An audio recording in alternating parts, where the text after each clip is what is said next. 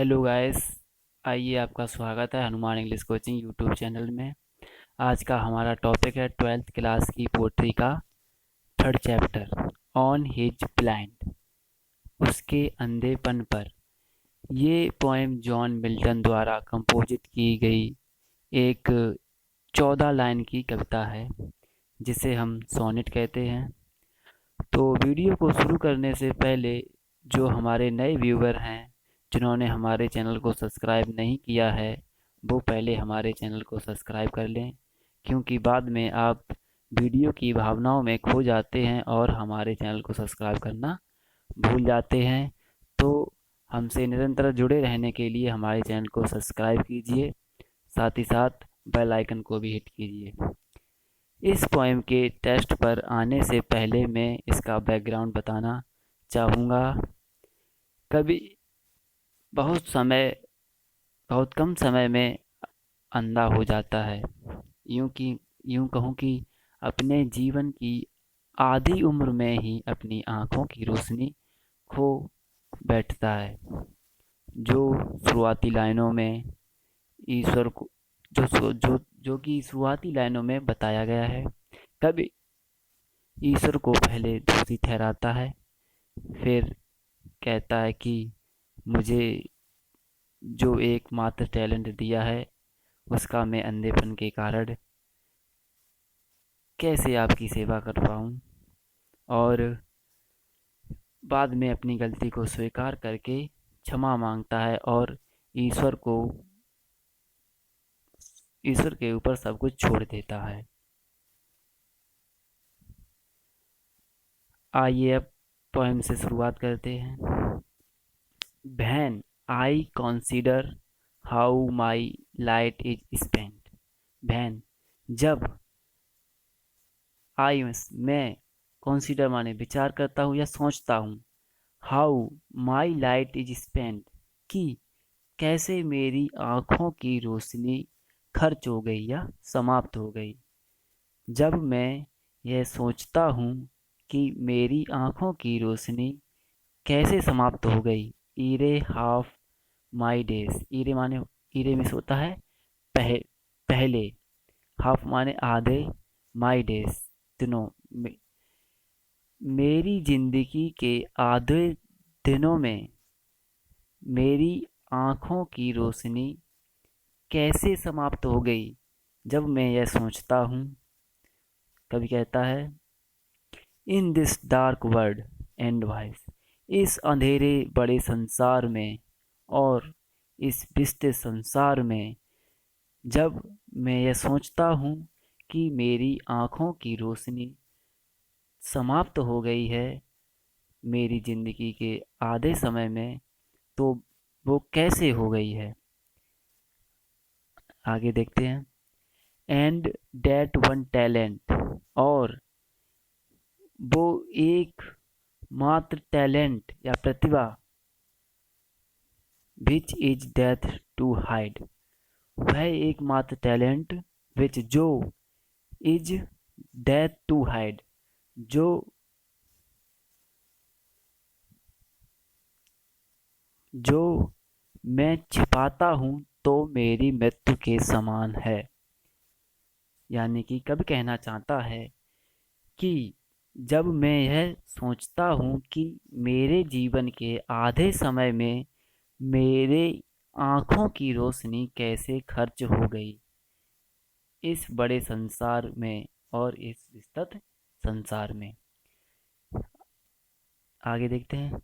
लॉजर्ड with me useless, लॉजर्ड mean होता है पड़ा हुआ, विथ मी माने मेरे में, यूजलेस माने बेकार, मुझ में पड़ा हुआ वह बेकार।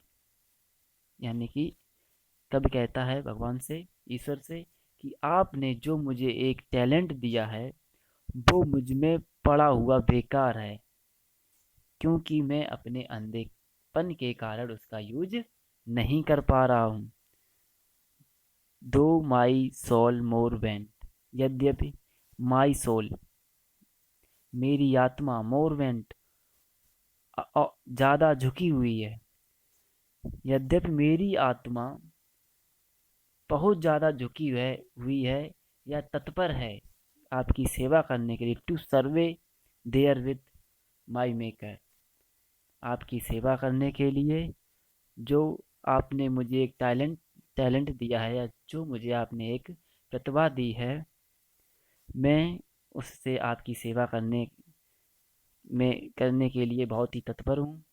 एंड प्रेजेंट, और मैं प्रस्तुत करना चाहता हूँ, माई ट्रू अकाउंट, अपना सच्चा लेखा जोखा या अपना सही लेखा जोखा, लेस्ट, कहीं ऐसा ना हो, ही रिटर्निंग चाइल्ड, वह लौटने पर, या चाइल्ड चाइल्ड मीन होता है डांटना या फटकारना, ही या रिटर्निंग, उसके लौटने पर या वो लौटने पर मुझे फटकारे, क्योंकि कभी कहता है कि ईश्वर ने जो मुझे एक टैलेंट दिया है या प्रतिभा दी है, जिसका मैं यूज नहीं करूँगा, तो वो मुझे लौटने पर फटकारेगा।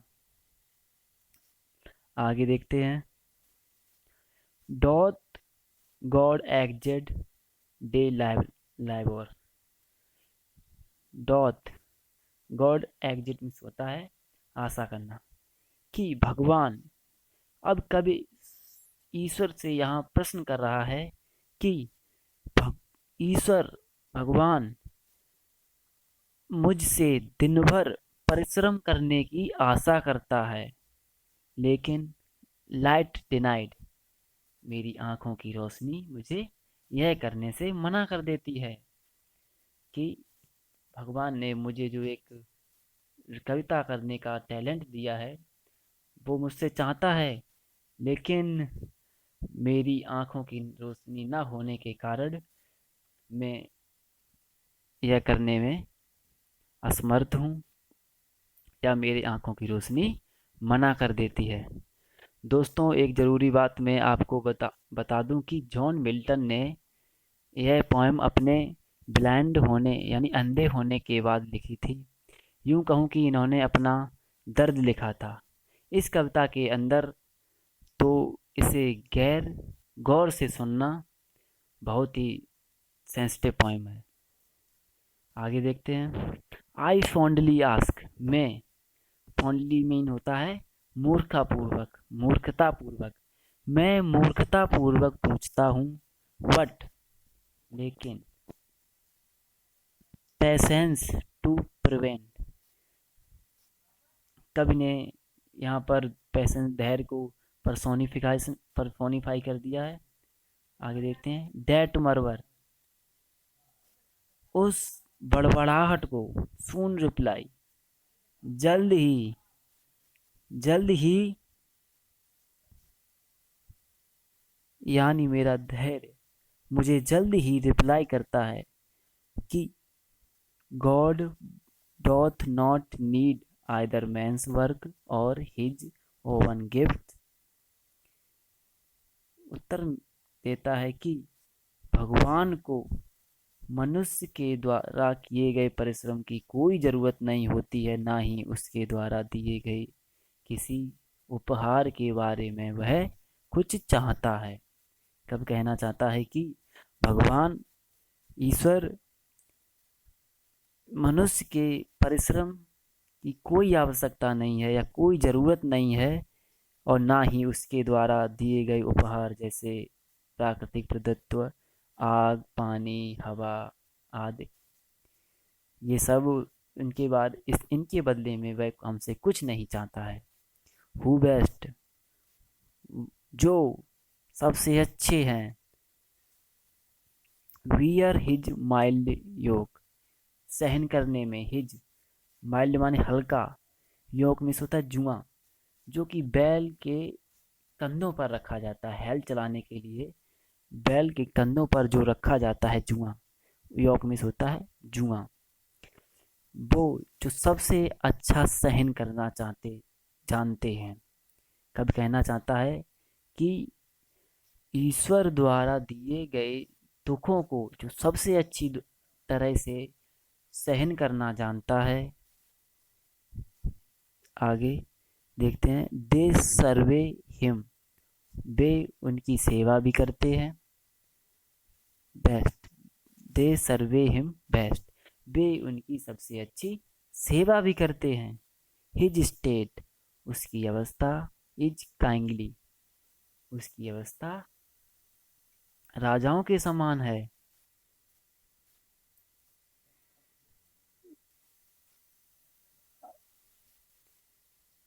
यहाँ पर थोड़ा मिस्टेक हो गया है, काइंडली की जगह पर काइंडली की जगह पर कैंगली, यानी कि राजाओं की जैसी। आगे देखिए, thousand at his wedding speed, हजारों देवदूत एट हिज बिडिंग स्पीड, उस बिडिंग होता है आज्ञा, हजारों देवदूत उसकी आज्ञा पर स्पीड यानी कि तेजी से दौड़ते हैं। एंड पोस्ट ओवर लैंड और एंड ओशियन, चाहे काम जमीन पर हो या किसी समुद्र में या किसी सागर में हो, उस विदाउट रेस्ट, बिना किसी बिना किसी आराम किए वे हमेशा काम में जुटे रहते हैं, चाहे वो काम जमीन पर हो या किसी सागर में हो। दे ऑल्सो सर्वे, वे सेवा भी करते हैं। Who only stand and wait, जो केवल खड़े रहते हैं और प्रतीक्षा करते हैं कि ईश्वर उन्हें कब आज्ञा दे कि वो स्पीड से दौड़कर चारों ओर के कामों को करें। और कुछ खड़े रहते हैं और कुछ उनकी आज्ञा का इंतजार करते हैं कि उनकी बारी कब आए।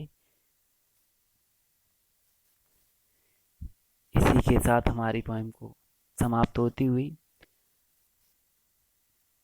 अगर आप हमसे इसी प्रकार जुड़े रहना चाहते हैं तो हमारे चैनल को सब्सक्राइब कीजिए और ज़्यादा से ज़्यादा लाइक कीजिए, जिससे ये वीडियो प्रत्येक स्टूडेंट तक पहुंच सके।